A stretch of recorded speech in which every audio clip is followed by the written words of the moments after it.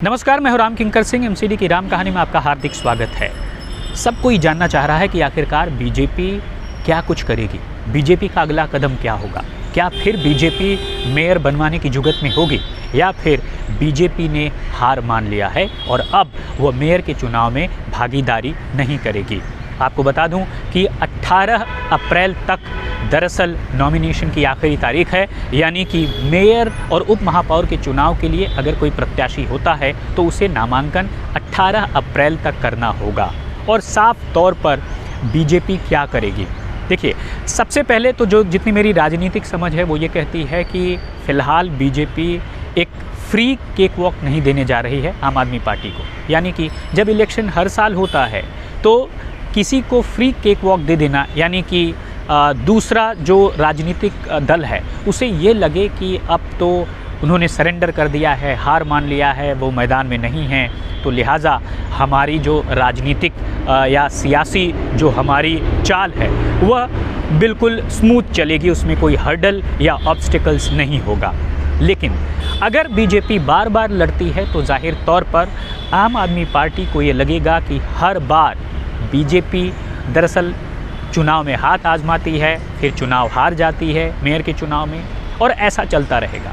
लेकिन चूंकि हर साल मेयर का चुनाव होगा और जाहिर सी बात है कभी ना कभी तो ऐसा मौका आएगा जब बीजेपी की चाल कामयाब हो सकती है, सफल हो सकती है, क्योंकि क्रॉस वोटिंग कभी भी हो सकती है, व्हिप नहीं लागू होता है, एंटी डिफेक्शन लॉ लागू नहीं होता है। तो मुझे लगता है कि इसी समझ के चलते बीजेपी ऐसा कभी नहीं करेगी कि वह फ्री केक वॉक दे दे, यानी आम आदमी पार्टी को कहे या बताए कि उन मेयर के चुनाव की तरफ से उनका कोई कैंडिडेट नहीं होगा। लेकिन इतना ज़रूर है कि लड़ा जाए और बीजेपी लड़ने के ज़रिए यह पॉलिटिकल मैसेज ज़रूर देगी कि हम 104 सीटों की संख्या के साथ विपक्ष में हैं और इतना आसान नहीं है एमसीडी के शासन को चलाना। ये राजनीतिक संदेश देने की कोशिश करेगी।